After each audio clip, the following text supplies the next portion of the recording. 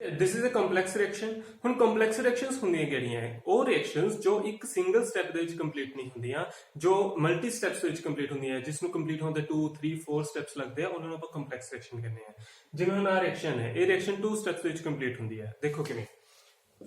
Firstly NO2 ਦਾ ਇੱਕ molecule F2 ਦੇ ਨਾਲ ਰਿਐਕਟ ਕਰਦਾ ਹੈ, ਠੀਕ ਹੈ। ਮੈਂ F2 ਨੂੰ ਓਪਨ ਕਰਕੇ ਲਿਖ ਲਿਆ।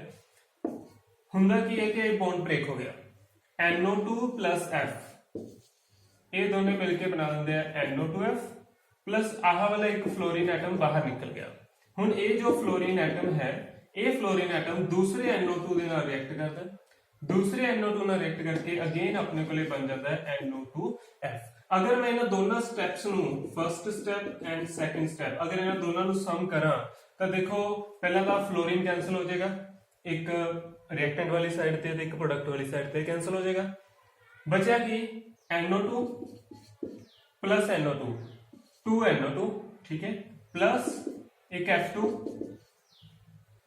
एंड इधरली साइड पे अपने को प्रेजेंट है NO2F प्रोडक्ट वाली साइड पे 1 + 1 टोटल कितने NO2F है गया 2 NO2F। तो हम तुसी देखो कि आही वाली रिएक्शन अपने को आ गई। तो जो यह रिएक्शन है ये असल दे विच एक सिंगल स्टेप दे विच कंप्लीट नहीं हो रही है, 2 स्टेप दे विच कंप्लीट हो रही है। So this is a complex reaction, ठीक है। तो कॉम्प्लेक्स रिएक्शंस पता लगे की हुंदा है। हुन अनदर वर्ड है एलिमेंटरी प्रोसेसेस। एलिमेंटरी प्रोसेसेस किहड़ी होंदी है? These all are elementary processes. कोई भी स्टेप जो एक कॉम्प्लेक्स रिएक्शन दे विच पार्टिसिपेट कर रहा है that is a elementary process. Step 1 यह एक एलिमेंटरी प्रोसेस है, स्टेप 2 यह भी एक एलिमेंटरी प्रोसेस है, ठीक है। अगर कोई होर स्टेप हुंदा तो वह भी एलिमेंटरी प्रोसेस ही होना चाहिए। सो अगर आप डिफरेंस देखिए for complex reactions it is given only for the elementary processes. जो मोलिकुलरिटी है उसका कॉम्प्लेक्स रिएक्शन नाल कोई मतलब नहीं है, it has no meaning on the complex reactions. But जो मोलिकुलरिटी है वो सिर्फ एलिमेंटरी प्रोसेसेस दे लिए है। तो अगर मैं देखा कि इस रिएक्शन की मोलिकुलरिटी की होएगी तो वो मोलिकुलरिटी मैंने इस स्टेप तो कंप्लेक्स रिएक्शन तो नहीं पता लगेगी। मोलिकुलरिटी मैंने हर एक स्टेप की अलग अलग नोट करनी पड़ेगी। जिवें फर्स्ट स्टेप है इसकी मोलिकुलरिटी 1 + 1 2 होगी, सेकंड स्टेप है इसकी मोलिकुलरिटी भी 1 + 1 2 होगी। तो मोलिकुलरिटी अगर मैंने फाइंड आउट करनी है तो हर एक स्टेप की अलग अलग फाइंड आउट होगी, ठीक है। वो कंप्लेक्स रिएक्शन तो काउंट आउट नहीं होएगी।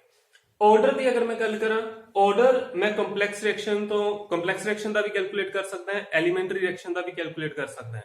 बट जो ऑर्डर है वो किसी भी कंप्लेक्स रिएक्शन दे विच हर एक स्टेप तो काउंट नहीं किया जा सकता।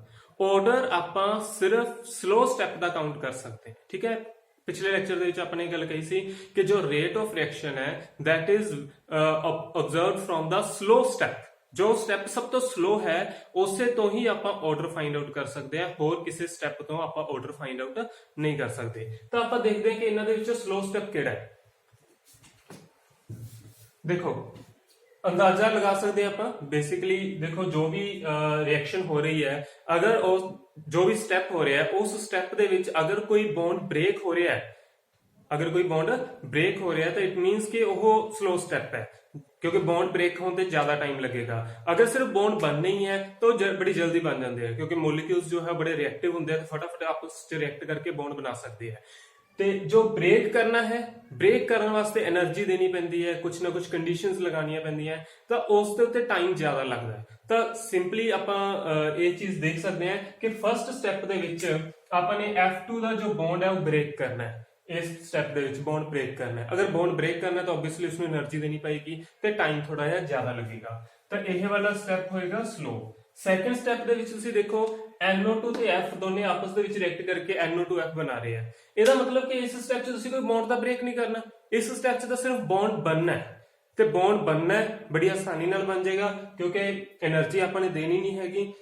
फ्लोरीन ऑलरेडी रिएक्टिव हैगा, फटाफट इन्हें NO2 दे नाल जुड़ जाना है ते अपने कोले प्रोडक्ट बना देना है। So this is a fast step. हुण अगर मैंने ऑर्डर फाइंड आउट करना है तो ऑर्डर मैं फास्ट स्टेप के अकॉर्डिंग तो फाइंड आउट नहीं कर सकता, ऑर्डर मैं फाइंड आउट कर सकता सिर्फ स्लो स्टेप के अकॉर्डिंग। तो रेट ऑफ रिएक्शन जो आप लिखते हैं रेट लॉ के अकॉर्डिंग वो इस स्लो स्टेप तो ही बनती है। जिवें इस रिएक्शन का रेट ऑफ रिएक्शन में किवें लिख सकते हैं, rate of reaction will be equal to K into concentration of NO2 into concentration of F2। एक NO2 पार्टिसिपेट कर रहा है, एक F2 पार्टिसिपेट कर रहा है, तो रेट ऑफ रिएक्शन किस दे बराबर होगी? Rate constant K into concentration of NO2 into concentration of F2। ਹੁਣ ਬਚੀ ਗੱਲ ਪਾਵਰਸ ਦੀ, ਬਿਕੋਜ਼ ਇਹ ਸਲੋ ਸਟੈਪ ਹੈ ਤਾਂ ਜੋ ਇਸ ਦੇ ਸਟੋਕਿਓਮੈਟਰੀ ਕੋਐਫੀਸ਼ੀਐਂਟਸ ਨੇ ਉਹੀ ਇਸ ਦੀ ਪਾਵਰ ਦੇ ਵਿੱਚ ਜਾਣਗੇ। ਸਲੋ ਸਟੈਪ ਦੇ ਸਟੋਕਿਓਮੈਟਰੀ ਕੋਐਫੀਸ਼ੀਐਂਟ, ਠੀਕ ਹੈ, ਮੈਂ ਕੰਪਲੈਕਸ ਰਿਐਕਸ਼ਨ ਦੇ ਸਟੋਕਿਓਮੈਟਰੀ ਕੋਐਫੀਸ਼ੀਐਂਟ ਨਹੀਂ ਲੈ ਰਿਹਾ, ਸਲੋ ਸਟੈਪ ਦੇ ਸਟੋਕਿਓਮੈਟਰੀ ਕੋਐਫੀਸ਼ੀਐਂਟ ਲੈ ਰਿਹਾ। ਤਾਂ NO2 ਦੀ ਪਾਵਰ ਆ ਜਾਏਗਾ 1, F2 ਦੀ ਵੀ ਪਾਵਰ ਆ ਜਾਏਗਾ 1, ਠੀਕ ਹੈ। ਤਾਂ ਆਰਡਰ ਕਿੰਨਾ ਆ ਜਾਏਗਾ? ਆਰਡਰ ਵਿਲ ਬੀ 1 + 1, ਆਰਡਰ ਕਿੰਨਾ ਆ ਜਾਏਗਾ? 2 ਆ ਜਾਏਗਾ। ਹੁਣ ਅਗਰ ਤੁਸੀਂ ਨਾਰਮਲੀ ਇਸ ਕੰਪਲੈਕਸ ਰਿਐਕਸ਼ਨ ਤੋਂ ਆਰਡਰ ਫਾਈਂਡ ਆਊਟ ਕਰਨ ਦੀ ਕੋਸ਼ਿਸ਼ ਕਰੋ ਤਾਂ ਕੀ ਬਣੇਗੀ? ਜਿਵੇਂ ਆਪਾਂ ਇੱਥੋਂ ਲਿਖਣ ਦੀ ਕੋਸ਼ਿਸ਼ ਕਰੀਏ ਤਾਂ ਅਗਰ ਆਪਾਂ ਸਿੰਪਲੀ ਲੈ ਲਈਏ ਕਿ rate is equal to K into concentration of NO2 into F2, ਅਗਰ ਮੈਂ ਕੰਪਲੈਕਸ ਰਿਐਕਸ਼ਨ ਦੇ ਅਕੋਰਡਿੰਗ ਸਟੋਕਿਓਮੈਟਰੀ ਕੋਐਫੀਸ਼ੀਐਂਟ ਪਿਕ ਕਰ ਲਾਂ ਤਾਂ ਇਹ 2 ਆ ਜਾਏਗਾ ਤੇ F2 ਦੀ ਪਾਵਰ ਹੈਗੀ 1, ਤਾਂ ਆਰਡਰ ਜੋ ਹੈ ਉਹ 2 + 1 = 3 ਹੋ ਜਾਏਗਾ, ਤਾਂ ਇਹ ਗਲਤ ਹੋ ਜਾਏਗਾ, ठीक है। कल भी आप ये डिस्कस कर चुके हैं कि जो ऑर्डर है वो एक्सपेरिमेंटली आता है, वो थ्योरेटिकली नहीं आता। अगर मैं थ्योरेटिकली देखा तो 2 ਤੇ 1 आनी चाहिए इसकी पावर, वो गलत हो जाती है। बट अगर मैं एक्सपेरिमेंटली देखता है जो ये मैकेनिज्म बनता है, इसका स्लो स्टेप बनता है, इस स्लो स्टेप के अकॉर्डिंग मेरे को जो वैल्यूज आंदियां ने ਉਹੀ ਆਪਣੇ ਕੋਲ ਇੱਥੇ ਪਾਵਰਸ ਦੇ ਵਿੱਚ ਜਾਂਦੀਆਂ ਨੇ ਤੇ ਉਹਨਾਂ ਦਾ ਸਮ ਹੀ ਆਪਣੇ ਕੋਲੇ ਆਰਡਰ ਬਣਾ ਕੇ ਦਿੰਦਾ ਹੈ। ਕਲੀਅਰ ਹੈ ਇਹ ਚੀਜ਼?